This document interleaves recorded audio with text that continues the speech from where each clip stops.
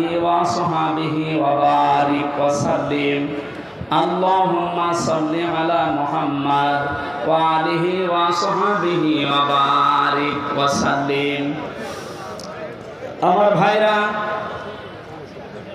আমরা কিয়ামতের এই দিনের কথা সতর্ক করছিলাম আল্লাহর কোরআন দিয়ে।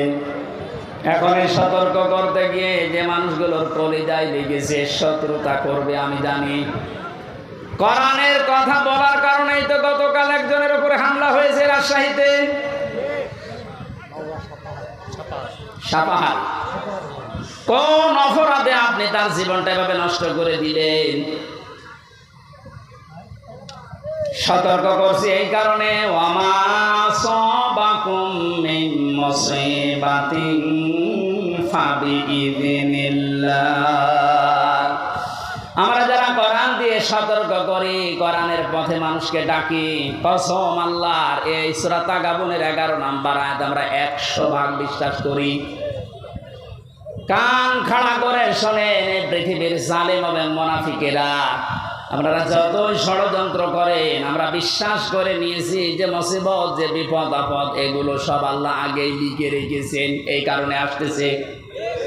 যেহেতু দুনিয়া আমাদের শেষ না, আমাদের আর একটা টার্গেট আছে, আখিরাত। কি বললাম? ইয়াউমা ইয়াজমাউকুম লিয়াউমিল জামি'i যালিকা ইয়াউমুত তাগাবুন। আল্লাহ পাক বলেন, এরপরে যে জগৎ শুরু হবে কিয়ামতের, এই জগতে আসল হার জিত আরম্ভ হবে। সুতরাং আমরা ওই হার জিত চাই যেখানে সফল হলে আসল সফলতা, যেখানে বিফল হলে আসল বিফলতা।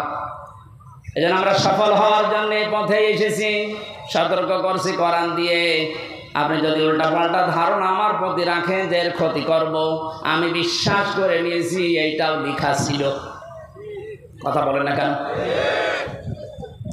কোরআনে কারিমে সূরা হাদীদের ভেতরে আছে, আল্লাহ রাব্বুল আলামিন বলেন, মা আসাবা মিন মুসিবাতিন ফিল আরদি ওয়ালা ফি আনফুসিকুম ইল্লা ফি কিতাবিন মিন ক্বাবলি আন নাবরাহা ইন্না যালিকা আলাল্লাহি ইয়াসির। এই ভালো করে মিলাবেন। আমি যখনই কোরআন পড়ি, আয়াতের ব্যাখ্যা যায়, তখন দেখি আমার মনে হয় 1500 বছর আগে না, এই মাত্র বাংলাদেশ দেখি আল্লাহ আয়াতটা নাযিল করলো। আপনি মিলান তো দেখি, মা আসাবাকুম মিন মুসিবাতিন ফিল আরদি, যে সমস্ত মুসিবত, বিপদ আপদ, আনন্দের বিষয় যাই বলেন দুনিয়াতে আসে, তোমাদের উপরে আসে, এগুলো সব আমি আগে থেকে আমার কিতাবে লিপিবদ্ধ করে রেখেছি। আর এটা আমি আল্লাহর জন্য একেবারেই সহজ। এই জন্য মুমিনদের জীবনে যদি বিপদ আসে, যদি ধৈর্য ধারণ করতে পারে, আখিরাতে তার পুঁজি তৈরি হয়। আর ধৈর্যের কারণে তার জীবনের অপরাধগুলো আল্লাহ মাফ করে দেয়। কিন্তু এই বিপদ আপদ যাদের কারণে তৈরি হয়, এই জালেমগুলোর দুইটা ক্ষতি। 1 নম্বর, ওদের দুনিয়ার জীবনে ধ্বংস ছাড়া আর কিছু নেই। কারণ জালেমদের জন্য আমি ওই দিন বলেছিলাম যে বরদোয়া, জালেমদের জন্য মামলা দায়ের করবে সরাসরি আল্লাহ। এ বাংলাদেশে চলো জালেম ছিলেন, আপনি নিজে তো জানেন যে আপনি জালেম কিনা। আপনি জালেম যারা ছিল তারা আল্লাহর মামলার আসামি। আল্লাহর মামলার আসামিদের দুনিয়া আখিরাত তো শেষই। কথা বলেন না কেন? এই জন্য আমরা যারা বিপদে পড়ি, আমাদের কোনো আফসোস নেই, জানি এগুলো কিতাবে লেখা আছে, হবে এটা। দুইটা উপকার আমাদের জন্য। আমরা যদি কোনো নিয়ামত পাই, একেবারে আনন্দে আত্মহারা হয়ে উল্টা পাল্টা কাজে আমরা জড়িয়ে পড়ি না। আজ দুনিয়াদার যারা দেখতে পেলাম, এই 5 তারিখ থেকে 31 তারিখ পর্যন্ত আখিরাতের টার্গেট যাদের নেই, কিতাবে যাদের বিশ্বাস নেই, এই মানুষগুলো 5 তারিখ থেকে 31 তারিখ পর্যন্ত বিজয় একটা পাওয়ার পর পরে তারা লুটপাট আরম্ভ করে দিয়েছে। তাদের পূর্বের চরিত্র আবার মনে হচ্ছে ফিরে এসেছে। কোরআনে কারিম জানাচ্ছে, লিকাইলা তাসাউ আলা মা ফাতাকুম ওয়ালা তাফরাহু বিমা আতাকুম আল্লাহু লা ইউহিব্বু কুল্লা মুখতালিন ফাখুর। আমি তোমাদের উপরে বিপদ দেই এই কারণে, আনন্দ দেই এই কারণে যে বেশি নিয়ামত পাওয়ার পরে আবার এরকম মনে করবা না যে যা আর দুনিয়ায় চিন্তা নেই, যা পাবো তাই খাবো না। আবার বিপদে পড়লে হাই হতাশ করবা না। বেশি আনন্দিত হওয়া যাবে না, আবার দুঃখে মন ভারাক্রান্ত করে থাকা যাবে না। মুমিন যারা তাদেরকে কোনোদিন হতাশা পেড়ে বসে না। মুমিন যারা, যাদের ভেতরে আল্লাহর পরকালের বিশ্বাস আছে, ওরা সব সময় এক। এর বাস্তবতা আপনি এখন লক্ষ্য করছেন আমিরে জামাতের কথায়, তার অ্যাক্টিভিটিস আপনি দেখতে পাচ্ছেন না। লোকটা বিপদও যেরকম ছিল, এই আনন্দও সেরকমই আছে। 5 থেকে 31 তারিখ পর্যন্ত এই 25 দিনের ভেতরে তার মুখে একবারও শুনেছেন যে এত অত্যাচারিত হয়েছে, এবং ঠিক ওই রকম করে আপনারা শুরু করেন বলিস একবার। আপনি তো তার মতো অত বিপদে পড়েননি। সে জেলে আছে, শুধু জেলে না, এরপরেও তার ছেলে জেলখানায়, তার স্ত্রী অসুস্থ, তার অনুসারী ওরকম, তার সহযাত্রী সহযোদ্ধা যারা সব পালিয়ে আছে, অধিকাংশগুলোই যেই মানুষগুলো আছে জেলখানায়। এরপরও মানুষের ভেতরে দেখলাম কোনো টেনশন নেই, চিন্তা নেই। আল্লাহ রাব্বুল আলামিন জানিয়েছেন, হে নবী, এই মানুষগুলোকে বসেন, এক জায়গায় বসেন।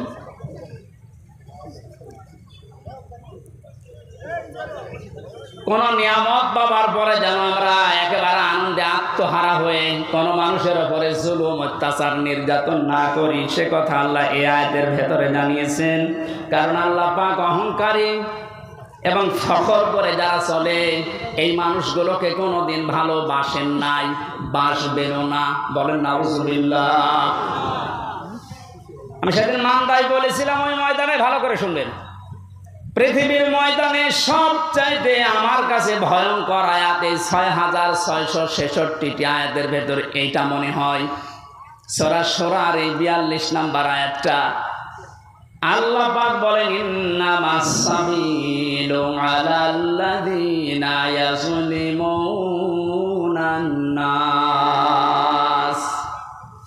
অবশ্যই আমি আল্লাহ মামলা দায়ের করব, আমি নিজে অভিযোগ গঠন করব তাদের বিরুদ্ধে। দুনিয়ায় মানুষ হয়ে যারা মানুষের উপরে জুলুম করেছো, একটা পড়ার পরে আমি নিজের সাথে বাস্তবতার সাথে মিলিয়ে দেখি এই বাংলায় হাজার হাজার লক্ষ মানুষ আল্লাহর মামলার আসামি। ভাই, আমরা নিজেদের নফসের উপরে জুলুম করছি, পরিবারের উপরে জুলুম করছি, প্রতিবেশীর উপরে জুলুম করছি, রাষ্ট্রের উপরে জুলুম করছি, জনগণের উপরে জুলুম করছি। যে কোনো দিক থেকে আমি জালেমের কাতারে পড়ে যাচ্ছি। আর জালেম যে, তার বিরুদ্ধে মামলা দেবে ওসি সাহেব কে? আপনি বলেন তো, কত বড় শক্ত কথা এটা। আল্লাহর মামলার আসামি আপনি। পুলিশের কাছে বাধা দেন, পুলিশ বাদী কেস হবে। রাষ্ট্রের কাজে বাধা দেন, রাষ্ট্র বিরোধী মামলা হবে। আর যারা জালেম তারা আল্লাহ বিরোধী মামলার আসামি। একটা যেহেতু বিশ্বাস করি 100 ভাগের জন্য ভয়ে থাকি, না জানি আমি আবার নিজে আল্লাহর মামলার আসামি হয়ে যাচ্ছি না তো। কারণ নফসের উপরে তো জুলুম হয়ে যায় মাঝে মাঝে। এটা না হলে পরিবারের উপরে হয়, এটা না হলে রাষ্ট্রের উপরে হয়, জনগণের উপরে হয়। যে কোনো সাইডে আমি যেন কোনো জুলুমের সাথে সংমিশ্রণ করে না ফেলি, এটা আল্লাহর কাছে সবচাইতে বড় ঘৃণার বিষয়। দুনিয়ায় যত কিছু আল্লাহ ঘৃণা করেন তার ভিতরে 1 নম্বরে জুলুমটা। এত কঠিন ভয়ঙ্কর কথা আয়াতের ব্যাখ্যায় হাদিসে এসেছে, আয-যুলমু যুলুমাতু ইয়াউমাল কিয়ামা। কিয়ামতে জুলুম এত অন্ধকার হয়ে মানুষকে ঘিরে রাখবে, নিজের চামড়া পর্যন্ত দেখতে পাবে না। আমার তো মনে হয় আমাদের অনেকের জীবনে এরকম অবস্থা আসতেছে। এখনই আমরা সতর্ক হব, জীবন চলে যাক, আমার দ্বারা কেউ যেন জুলুমের শিকার না হয়। আজ নিয়ামত পেয়ে অনেকে এখন 5 তারিখ থেকে 31 তারিখ পর্যন্ত জরিপ বের হচ্ছে, কত মানুষ লুটপাট আরম্ভ করেছে একেবারে নিজের বাবার সম্পত্তি মনে করে। জালেম ছাড়া তারা অবৈধ ইনকাম করেছে, তার হিসাব তার দেওয়া লাগবে আল্লাহর কাছে। আপনি নিজে জুলুম করে তার সম্পদগুলো উল্টাপাল্টা তছনছ করে নিজেও আল্লাহর মামলার আসামি হয়ে যাচ্ছেন। আপনি থামেন। আপনাকে আমি থামার জন্য বলছি, নিজের জীবন আখেরাত দুনিয়া আখেরাত ধ্বংস করে দেবেন না। রব্বুল আলামিন বলেন 2 নাম্বার, আমি তাদের বিরুদ্ধে মামলা দায়ের করব, কেস করব, অভিযোগ গঠন করব। ওয়ায়াবগুনা ফিল আরদি বিগাইরিল হক। এই পৃথিবী শান্ত হয়ে যাওয়ার পরে যারা অশান্তি করার জন্য মাঝে মাঝে এই দুনিয়া বিশৃঙ্খল পরিবেশ তৈরি করার জন্য চেষ্টা চালায়, কথা বুঝতেছেন? দুনিয়া শান্ত হয়ে যাওয়ার পরে যেন অশান্ত করার জন্য চেষ্টা চালাবেন না। আলাহুম আযাবুন আলীম, তাদের জন্য যন্ত্রণাদায়ক শাস্তি আমি এই দুনিয়ায় আর মরণের পরে রেডি করে রাখলাম। তার মানে শাস্তি রেডি আছে। এই 2টা অপরাধে আমরা যেন না জড়িয়ে পড়ি। আল্লাহ বলেন আমিন। কোরআনে কারিমের আয়াত দিয়ে যে সতর্কবাণী আল্লাহ উচ্চারণ করেছিলেন যে কিয়ামতের এই দৃশ্যের কথা আপনি মানুষদেরকে শোনাবেন, যাদের ভেতরে জবাব দিতে হবে এই টেন্ডেন্সি আছে, হে নবী আপনি দেখবেন এই মানুষগুলো এমনিতেই পরিবর্তন হয়ে যাচ্ছে। আর যাদের ভেতরে বিশ্বাস নেই যে না দুনিয়ার জীবনই শেষ জীবন, আমার আর দরবারে ইলাহিতে দাঁড়ানো লাগবে না, এই মানুষগুলোকে কোরআন দিয়ে সতর্ক করলেও কাজ হবে না। ফাদাক্কির বিল কুরআনি মান ইয়াখাফু ওয়াঈদ। So admonish and or by the Holy Quran, him who frees my threat. আল্লাহ বলেন নবী আপনি কোরআন দিয়ে তো এই মানুষগুলোকে সতর্ক করতে পারেন, তারা আপনার বাণী শোনার পরে সতর্ক হবে, ভীত সন্তুষ্ট হয়ে যাবে, যারা আল্লাহর ধমকের ভয় করে। কার ধমক? বলেন বলেন। পুলিশের ধমক খেলে আপনার জীবনে ভয়ে কাঁপাকাঁপি করেন। পুলিশকে যিনি বানিয়েছেন আমার আল্লাহ, উনি নিজে বলছেন আমি ধমক দেব। আল্লাহর ধমক যে কত কঠিন, কত ভয়ঙ্কর, সূরা ইয়াসিনের ভেতরে ব্যাখ্যায় আছে। আমরা আবার আল্লাহর ধমকের উপযুক্ত হয়ে যাচ্ছি না তো? আমাদের জীবন এখনই থামানো লাগবে। এমন এমন কোনো কাজে আঞ্জাম দেওয়া যাবে না যে আমরা আবার আল্লাহর মামলার আসামি হয়ে যাচ্ছি, আল্লাহর ধমকে উপযুক্ত হয়ে যাচ্ছি।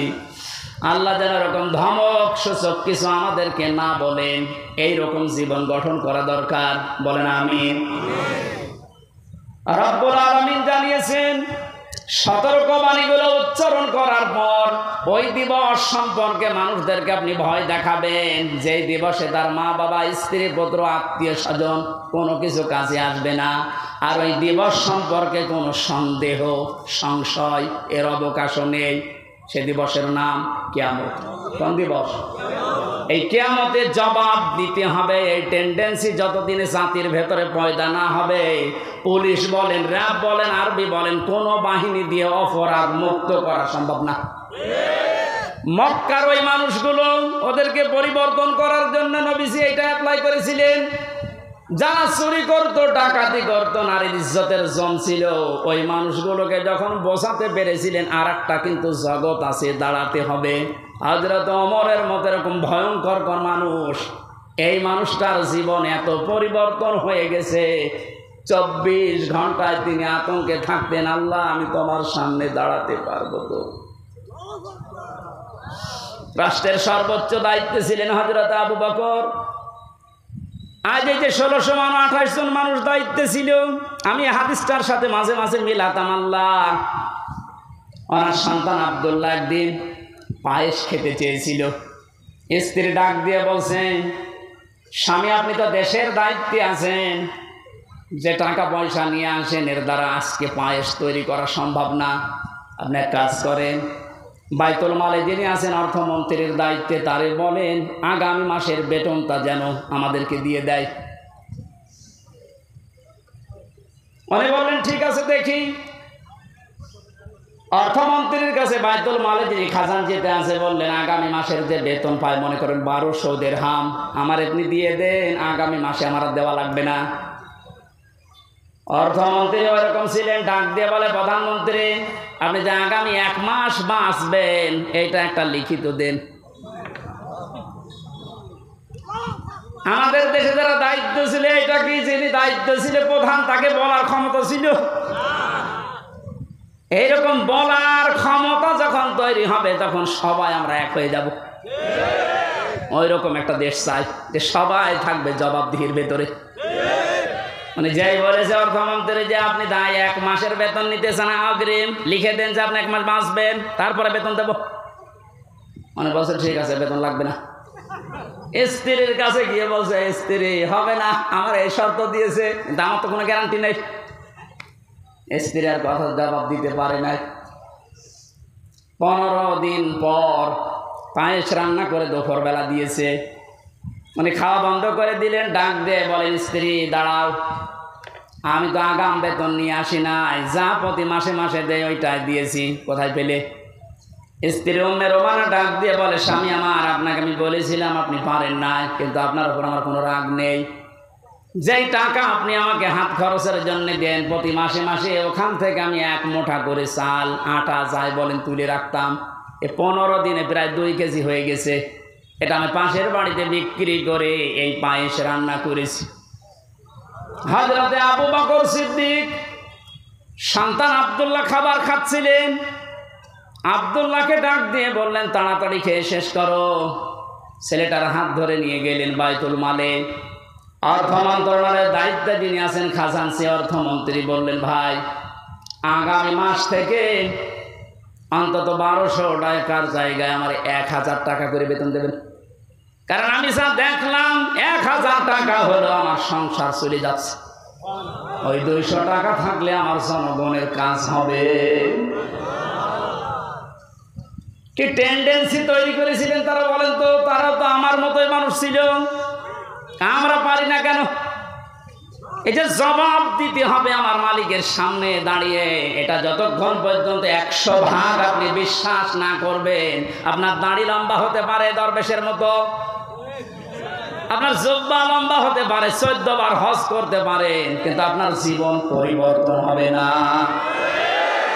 আপনার জীবনকে আপনি পরিচ্ছন্ন করতে পারবেন না। নওগাঁবাসী, আমি আমার ইমান থেকে কথা বলছি, যতটুকু আমি মানতে পারবো বলে বিশ্বাস করি আমি ততটুকুই বলছি। আমরা যেন এইরকম চরিত্র অর্জন করতে পারি কোরআন কেন্দ্রিক, বলেন আমিন। ফারিকুম ফিল জান্নাতি ওয়া ফারিকুম ফিস সাঈর। সর্বশেষ আল্লাহ যখন শেষ করে দেবেন বিচার আচার, এক দলকে জাহান্নামে পাঠিয়ে দেবেন, এক দলকে জান্নাতে পাঠিয়ে দেবেন, এইটাই ফাইনাল, এই শেষ। আমরা যেন যে কোনো এক দলে যেতে পারি তা না। এই যে ফারিকুম ফিল জান্নাহ, আল্লাহর বানানো যে বাগান জান্নাত, এইটাই আমার জীবনের আসল টার্গেট বানানো দরকার। এখানে না যাওয়া পর্যন্ত আমার কোনো বিশ্রাম নেই, কারণ আসল জীবনের সফলতা কিন্তু এই বাগানটা। ফামান যুহজিহা আনিন নার ওয়া উদখিলাল জান্নাতা ফাকাদ ফাজ। আল্লাহ বলেন ওই লোকটার জীবন তো সফল, যাকে বিচার আচার করার পরে আমি আল্লাহ জাহান্নাম থেকে মুক্তি দিয়ে জান্নাতি বলে ঘোষণা দিয়ে দেব, এই লোকটা সফল। সুতরাং ওই জায়গায় পৌঁছানোর আগে আমাদের জীবনের আসল ফাইনাল খেলা নেই, ওইটা আসল ফাইনাল খেলা, চূড়ান্ত ওই খেলায় যেন আমরা জিততে পারি। আমাল হায়াতুদ দুনিয়া ইল্লা মাতাউল গুরুর। পৃথিবীর মানুষ বারবার বলছি শোনো, দুনিয়ার জীবনটা কিন্তু খেলাধুলা, রং তামাশা। আল্লাহ আমাদেরকে এটা বোঝার তৌফিক দিন, আমিন। বারাকাল্লাহু লানা ওয়া লাকুম ফিল কোরআনিল আযীম। আল্লাহুম্মা আমিন। লা ইলাহা ইল্লা আনতা সুবহানাকা ইন্নী কুনতু মিনাজ জালিমিন। লা ইলাহা ইল্লা আনতা সুবহানাকা ইন্নী কুনতু মিনাজ জালিমিন। ফাসতাজাবনা লাহু ওয়া নাজাইনাহু মিনাল গাম্মি ওয়া কাযালিকা নুনজিল মুমিনিন। রব্বানা যালামনা আনফুসানা ওয়া ইল্লাম তাগফির লানা ওয়া তারহামনা লানাকুনান্না মিনাল খাসিরিন। রব্বুল আলামিন, সারা জীবন অপরাধ করে জীবনটা নষ্ট করে ফেলেছি, হাত উঠে কথা বলবো ভয় করে, লজ্জা করে। রাসূলের দিকে তাকালে জাহান্নামের আগুন ছাড়া কিচ্ছু দেখা যায় না। আর আমাদের অপরাধের দিকে তাকালে হয়তো তোমার মাফ করতে ইচ্ছে করবে না। তোমার গাফফার নামের দিকে তাকাও, তোমার সাত্তার নামের ওসিলায় আমাদের অপরাধগুলো তুমি এই মুহূর্তে সব গোপন করে দাও। বড় ভয় লাগে কিয়ামতের এই কঠিন ময়দানে কোটি কোটি কোটি মানুষের সামনে আমাদেরকে দাঁড় করিয়ে আবার অপমান করবা না তো?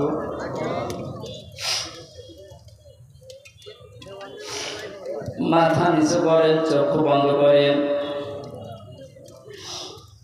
আদালতে দাঁড়িয়ে 25-30 জন মানুষের সামনে লজ্জাবোধ গর্দনি দেখে, তারপর অপরাধ না করার কারণে, অপরাধ না করেও দুনিয়ার মানুষের আদালতে মাত্র 25-30-40 জন মানুষের সামনে নিজেকে বড় অসহায়, ঘৃণিত, লজ্জিত মনে হতো। কিয়ামত 100% আমরা বিশ্বাস করি দাঁড়াতে হবে তোমার সামনে, কোটি কোটি মানুষের সামনে। আমাদের অপরাধের ফেরেশতা তুলে ধরে যেন অপমান করো না। তোমার সাত্তার নামের খাতিরে আল্লাহ সবার অপরাধগুলো তুমি গোপন করে দাও। এই মাহফিলের আয়োজন করতে গিয়ে যারা শ্রম দিয়েছে এদের শ্রমগুলো কোরআনের ইজ্জতে মঞ্জুর করো। আল্লাহ তাআলা মা বোনদেরকে মঞ্জুর করো, তাদের রোগ শোক থেকে বাঁচাও। আল্লাহ তাআলা কিছু দুষ্ট মানুষের জন্য আজ প্রশাসনের, বিশেষ করে পুলিশ ভাইদের উপরে অনেক মানুষের রাগ এখন যায়নি। যে দুষ্ট মানুষগুলোর কারণে এই মানুষগুলোর উপরে এখনো মানুষের ধারণা খারাপ হয়ে আছে। এই দুষ্ট মানুষদেরকে তুমি শাস্তিতে নিয়ে যাও। বাংলার প্রশাসন যারা আল্লাহ স্বাভাবিক অবস্থায় আবার ফিরিয়ে দাও।